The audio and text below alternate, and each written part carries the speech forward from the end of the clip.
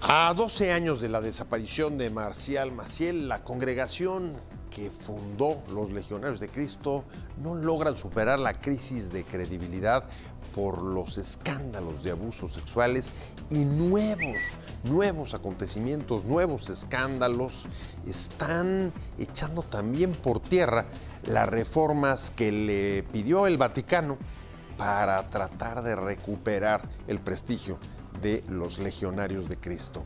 ¿Cuál su futuro? De esto vamos a hablar hoy en Opiniones Encontradas. Muchas gracias por estar con nosotros en este programa en el que todas las ideas se pueden cuestionar siempre que se debatan. Soy José Buendía, le dejo mi Twitter, José Buendía MX, y si me acompaña, vamos a ver unos datos de contexto para arrancar aquí en el foro con nuestro debate de hoy.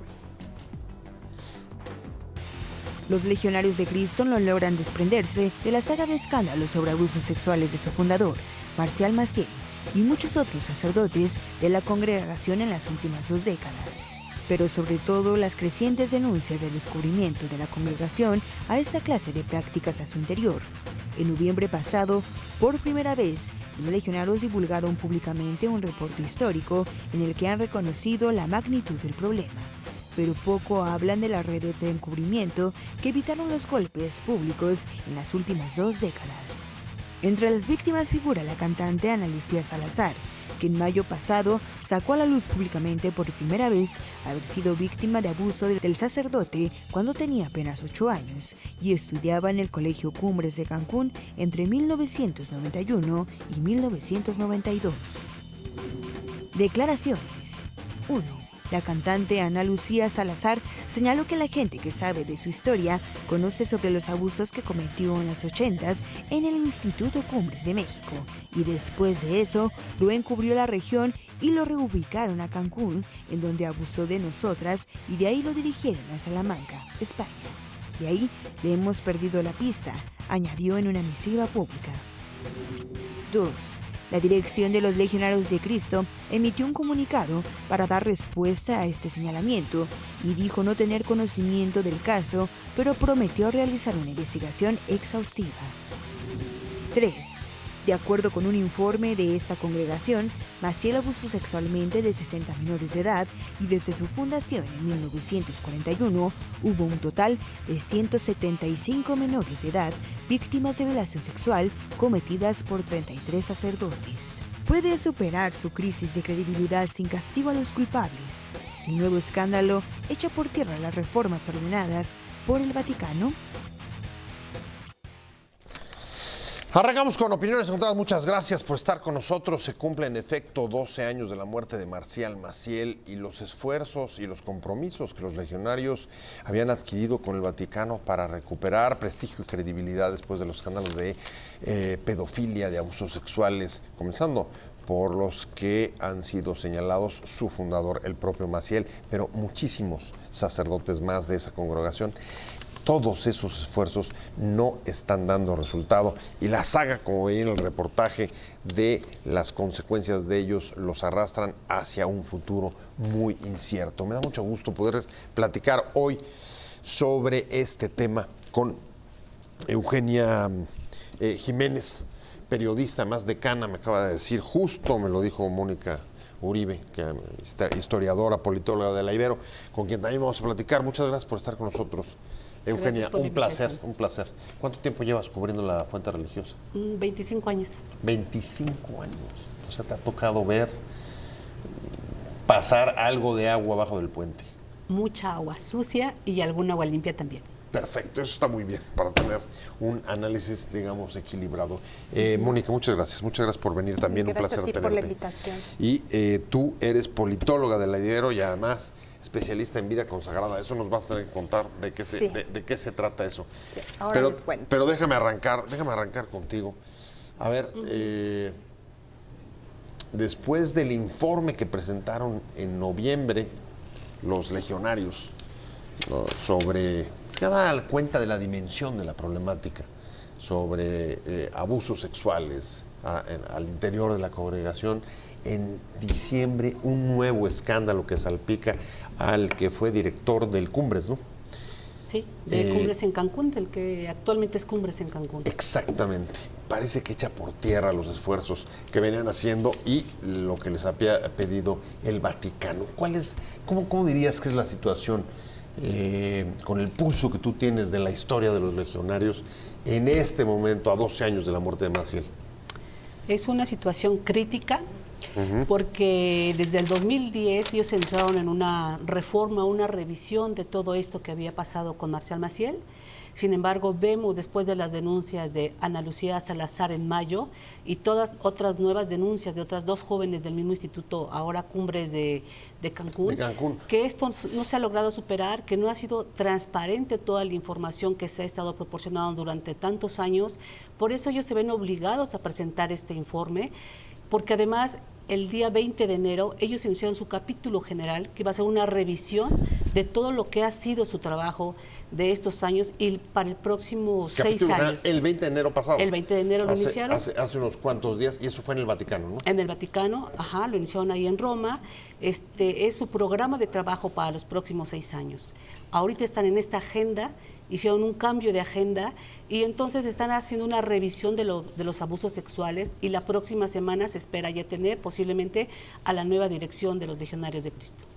Pues, ¿cómo ves, Mónica? ¿Compartes el primer calificativo sí, de Eugenia? ¿Están en una situación crítica? Están en una situación crítica y llevan en una situación crítica desde mucho antes de la muerte de Maciel. Estamos hablando del año 96, cuando salieron las primeras informaciones. ¿Y cómo se puede? A ver, son 25 años, un cuarto de siglo en situación crítica. Sí. Algo no me cuadra.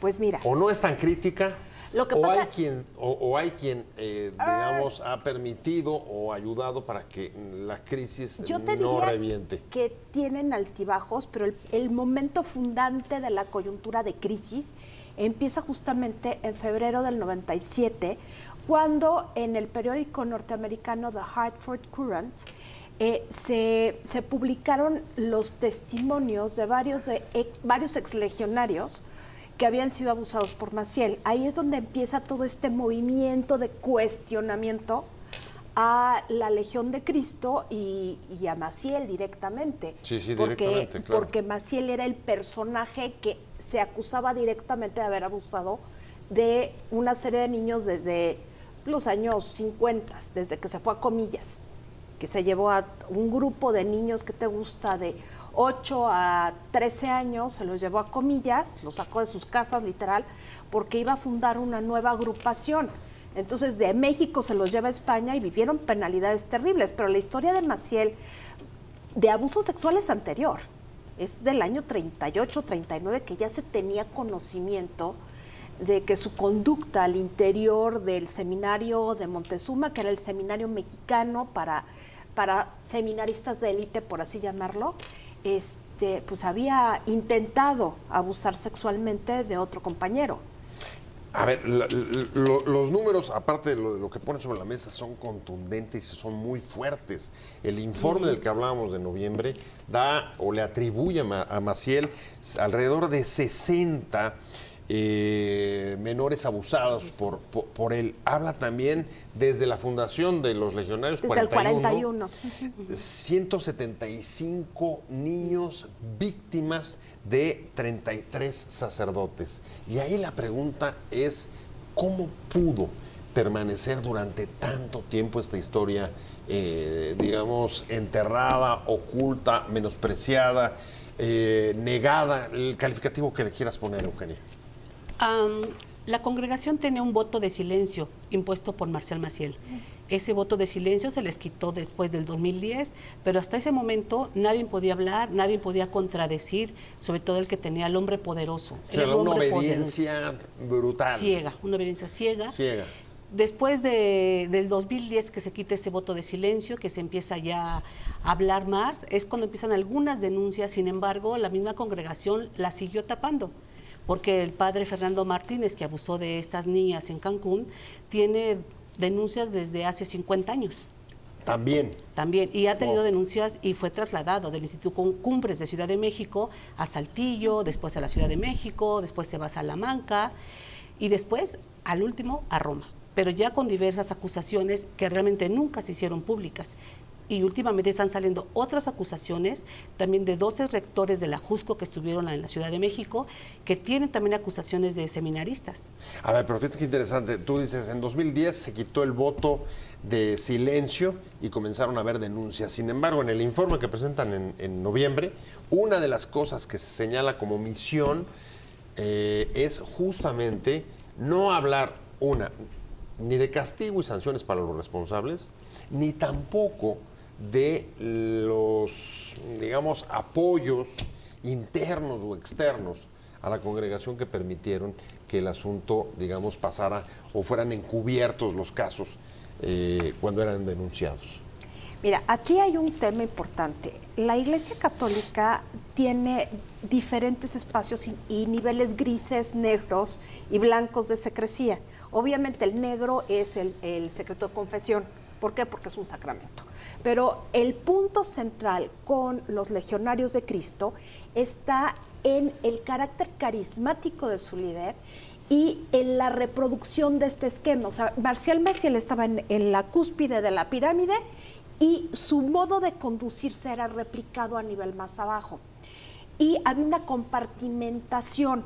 Esa compartimentación entre el grado de información, no es lo mismo la información que podía tener una consagrada a un miembro del Regnum Christi casado, a un sacerdote o un auxiliar.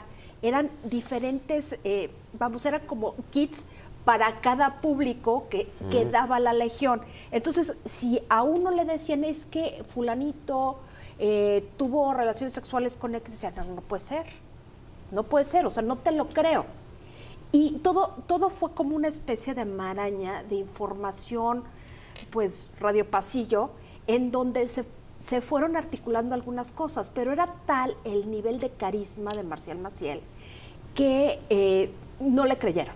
No creyeron que esta él pudiera haber situación estado cometiendo esos actos. Sobre todo esto, incluso hay una parte muy interesante que relatan los mismos legionarios, que cuando ellos supieron de la existencia de algunos hijos de Marcial Maciel, no lo podían creer y lo fueron comprobando poco a poco, pero ahora sí que la gota que derramó el vaso fue la relación que tuvo con la última esposa, Nora Hilda Baños, creo que se llama. Y, esposa no era su esposa, pero justo lograron establecer la relación de Marcial Maciel, la relación genética de Marcial Maciel con su hija, a través de un cepillo de pelo, que lograron sacar la muestra y la mandaron a analizar. Hicieron el ADN. Y hicieron la prueba de ADN y pues sí se dieron cuenta que eran padre e hija, pero ellos no lo querían. Estaba la información, la realidad objetiva ahí. Entonces, esto es lo que se reproduce en esta institución. O sea, una historia como de negación. De negación, de acuerdo. muy psicológica. Hacia el interior lo podemos entender. Interior. Pero traemos Eugenia, ya más de 10 años que el Vaticano tomó cartas en el asunto. De hecho, los últimos años de Maciel es degradado por el Vaticano por las denuncias y muere prácticamente aislado. ¿Por qué en esta década, digamos que desde el exterior, porque el Vaticano pide una reforma al interior de los legionarios, no pasa por desmantelar las redes de encubrimiento? El futuro de los legionarios de Cristo nuevamente envueltos en escándalos y sin una reforma que dé resultados para rescatar su credibilidad. Me quedé contigo, Eugenia Jiménez, periodista, decana de la Fuente de Religión, y te preguntaba, a ver, hace una década que están los legionarios bajo el ojo del Vaticano y más allá de los apoyos políticos que pudieron haber tenido en ciertos momentos en los gobiernos pasados en el país, ¿qué es lo que ha impedido, digamos, que se den a conocer o se desmantelen las redes que evidentemente hay de cobertura para que todos esos crímenes pudieran haberse permanecido no solo ocultos, sino sin ningún tipo de sanción de los responsables? Desde el Vaticano se les ha protegido. En el 2010 se designó al cardenal Velasio de Paolis, que ya falleció, que fue el encargado de hacer toda esta revisión del trabajo de los legionarios de Cristo. Él conocía de algunas denuncias ya, sobre todo de Fernando Martínez, y no hizo nada. Él decidió proteger a los jerarcas que estaban cerca de de Marcial Maciel de dejarlos en su puesto y además proteger a todos aquellos que habían llevado las denuncias. En 2013 hubo ya un primer informe de los Legionarios de Cristo. Ahí mencionaban que había 35 sacerdotes acusados de abusos sexuales. No todos, supuestamente, su reporte eran culpables, Probado, sí. pero 5 eran superiores. 5. Sí, eran de los más cercanos a Marcial Maciel, no se hizo nada. Ahora conocemos este último reporte de diciembre. Ahí mismo reconocen cuántos habían abusado de niños. Sin embargo, no dicen si fueron investigados, cuándo se les investigó. No dan más detalles de quiénes son, excepto los de Estados Unidos, que por la ley de Estados Unidos sí se permite dar a conocer los 3 nombres, pero nada más, son sacerdotes. Nunca hablan de la jerarquía católica, de la jerarquía de los legionarios, al interior de los congregación. legionarios. Entonces, ellos mismos han mantenido este voto de silencio, del cual se les deslindó, pero lo mantuvieron. Incluso, aunque ya no Claro. se los exigieran, aunque ya incluso la cabeza no estuviera ahí para garantizarlo. Y ahí la pregunta que viene es, a ver, durante mucho tiempo pareció enfocarse todas las baterías en Maciel, pero lo que estamos viendo, sobre todo a raíz del informe de noviembre y los nuevos acontecimientos que hemos sabido, por ejemplo, de Fernando Martínez, este es un asunto que tiene que ver con la estructura y la forma de operar de los legionarios. Claro, es la cultura interna. O sea, el ejemplo de Marcial Maciel se reproduce al interior y de hecho la cúpula de los legionarios, bueno, ya murieron los otros dos directores posteriores a Maciel, pero en realidad los que están en la cúpula son gente muy allegada a Maciel, o sea, no cambió realmente el equipo directivo, o sea, son los mismos. O sea, en los últimos 10 años eso no cambió. No ha cambiado. O sea, y apoyado por Velasio. Sí, quien ya falleció. Sí, que ya falleció, pero también ahí estuvo entre los obispos mexicanos que les tocó hacer parte de la investigación, estuvo Monseñor Bati Urquide, de los Misioneros del Espíritu Santo, que salió asqueado del tema y falleció también. Entonces, sí hay historias muy fuertes que a lo mejor no se han contado, o sea, sabemos los números fríos, sabemos los informes de la gente que ha denunciado, pero debe haber muchísima gente que no ha denunciado. Ahora, la fidelidad de la gente que está con los legionarios de Cristo ha sido probada, porque las escuelas de los legionarios de Cristo siguen siendo concurridas, a pesar de todo. Sí, sí, sí. Y desde niños chiquititos hasta las universidades. Dice que en algún momento, entre 2010 y 2013, hubo una baja en las entradas de la congregación, que ya no tenían donativos especiales, sobre todo de grandes empresas que dijeron, no, a lo mejor nos empezamos se distanciaron después del alejar escándalo de Maciel. después de este escándalo, pero poco a poco han ido recuperando cierta clientela. Y el punto es que para ellos la llegada del Papa Francisco fue un golpe, porque si algo no pueden ver los legionarios de Cristo es a los jesuitas. O sea, verdaderamente es una inquina nacida desde el propio Maciel.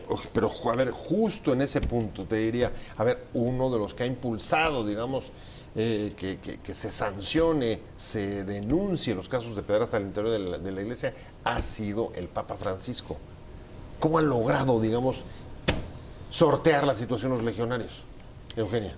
No presentando los informes, no dando a conocer cuáles son las denuncias que están llegando a la Congregación de la Doctrina de la Fe, porque si ya tenían denuncias de sus sacerdotes, de sus superiores, desde el 2010, que Velasio de Paolis, 2013, entregan este primer informe, ¿cómo es que esos expedientes no habían sido llegados ya a la Congregación de la Doctrina de la Fe cuando ya se les había dado la orden de que esos expedientes deberían de ser entregados? Ellos los han detenido, ellos no han querido entregar a sus responsables, aparte las víctimas tardan muchos años en poder hablar y cuando hablan a veces son desprestigiados. Los mismos activistas, aquí en México tenemos casos de activistas y de víctimas que se les ha iniciado una campaña de desprestigio porque hablan en contra y porque están denunciando esos abusos sexuales. Campañas de desprestigio, a pesar de que se crean cosas como, ¿cómo se llama? Legiolix, que es a través de las cuales se dio a conocer la última denuncia sobre el exdirector del Cumbres por parte de la cantante Ana Lucía Salazar. Pasados 12 años de la muerte de Maciel y los legionarios no levantan la cabeza, crisis de credibilidad y un futuro muy incierto. Dos nuevos actores veo en los últimos tiempos respecto del tema de los escándalos. Uno, las víctimas que se organizan y arman un digamos, un espacio de denuncia que llaman Legiolix, y también la postura de la Iglesia mexicana, en particular el arzobispo de Monterrey. ¿Cómo lo ven ustedes? Pues mira, el punto central es que con este cambio generacional dentro de la Conferencia del Episcopado, el arzobispo de Monterrey sí tomó muy en serio las disposiciones pontificias. O sea, el Papa estaba perfectamente consciente de todos estos problemas de abuso sexual, porque no son nada más los legionarios, hay muchísimos casos de abuso sexual. Ahora, que es en otras órdenes o congregaciones y por parte del clero secular también, o sea, no se exime nadie. Ahora, el punto está en que la Iglesia mexicana, siendo tan ligada a Juan Pablo II, había tratado de esquivar este tema. Pero ya en este momento, ¿cuántos años han pasado después de la muerte de Juan Pablo II? 15. Así es. Pues ya esto se está acabando, o sea, esta parte de la Iglesia centrada en la moral se está acabando y se está centrando en otros temas. Pero uno de los temas es la justicia y la protección de menores de edad y discapacitados, que fueron básicamente las personas abusadas. Sí. Entonces, me parece muy importante que la Conferencia del Episcopado haya generado un documento específico en donde Rogelio Cabrera y el Consejo de Presidencia coinciden en señalar que es importantísimo tener prevención en general, Alba, y sobre todo la participación de la parte civil. O sea, aquí el punto que cambia todo... Parte civil porque está pidiendo que sean juzgados, que haya responsables. Denuncie, claro. Que se denuncie y que sean juzgados por tribunales civiles. Claro, ¿eso es lo que estoy entendiendo? Civiles y eclesiásticos, pero la denuncia es la parte central o quizá el cambio sustancial de la defensa de las víctimas que introduce el Papa Francisco. A ver, tienen que entregar estos casos a la justicia civil porque la Iglesia no tiene, ni tiene cárceles, ni tiene sanciones más allá de la excomunión, y esto tiene que ser sancionable. Entonces, en ese sentido cambia todo, y de las conferencias episcopales que han traducido lo más rápido este tema a disposiciones generales dentro de su espacio, ha sido la mexicana. Hay otras que están más rezagadas en este tema, pero aquí me parece que los obispos mexicanos han actuado bien. A ver, incluso voy contigo, Eugenia, están pidiendo, ustedes me corrigen, que se anule la prescripción sobre delitos de abusos a menores. Eso significaría poder pedir cuentas a los que estén vivos. Por ejemplo, el propio Fernando Martínez, entiendo que tiene cerca de 80 años y huyó después del escándalo, y creo que vive en Roma, por lo menos esos son los rumores que hay. Bueno, incluso él sería sujeto de pedir responsabilidades en caso de que se anulara la prescripción del delito, ¿no? No hay retroactividad, ¿no? En la ley mexicana no hay retroactividad, entonces sería... Pero a ver, si piden que se anule, que deje de prescribir el delito, ¿sería solamente de hoy hacia adelante? Sí, porque hay, por ejemplo, el Código Penal de Quintana Roo, denuncian a Fernando Martínez, como ya lo hicieron los legionarios, ya prescribió el delito. El código se reformó apenas en el 2010. No lo alcanza. Entonces no lo alcanza. Y aparte por edad, si tiene 80 años, por edad las penas se minimizan. Sí, claro, pero en cualquier caso, por lo menos... Ese sería el problema. Las víctimas que están denunciando ahorita, el delito ya prescribió. Exacto. Okay. No saben de qué forma podrían entonces presentar una denuncia, porque los legionarios de Cristo presentaron la denuncia en la Fiscalía en Quintana Roo en mayo, pero el delito ya prescribió. Ahorita los abogados de algunas de las víctimas están haciendo un estudio de ver cómo podrían ellos presentar la denuncia y que realmente se haga justicia, porque pues, la ley los tiene copados, ahora sí. Vamos hacia la recta final. ¿Hacia dónde crees que caminen los legionarios? Mira. Y, por supuesto, estos movimientos de denuncia. Yo creo que el Papa no los pudo haber extinguido como congregación, como le ocurrió a los jesuitas en el siglo XVIII. Pudo haberlo hecho legalmente.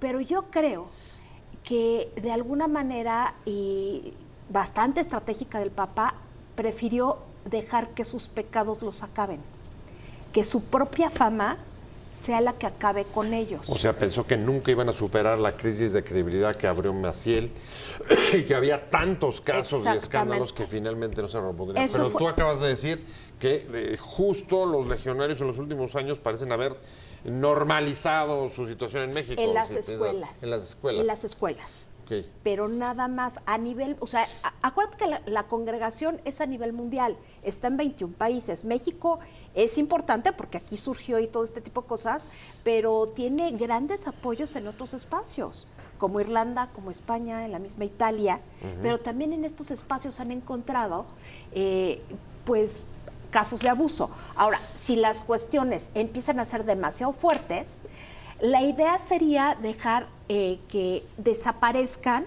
de la faz de la tierra los legionarios antiguos, que son los que tienen toda esta idea, y recuperar la congregación haciendo una nueva fundación. Esa sería una idea. Otra salida sería pues una extinción total. Pero hay demasiado dinero e instalaciones educativas de por medio.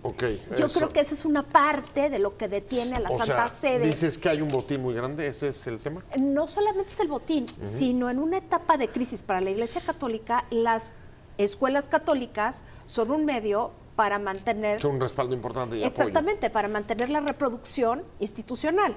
Entonces, eso yo creo que es una parte de lo que piensan para evitar caer a la última decisión, que sería anular y degradar la congregación. ¿Cómo ves, Eugenia? Voy hacia la recta final. ¿Tú compartes la visión de que el pecado los alcance?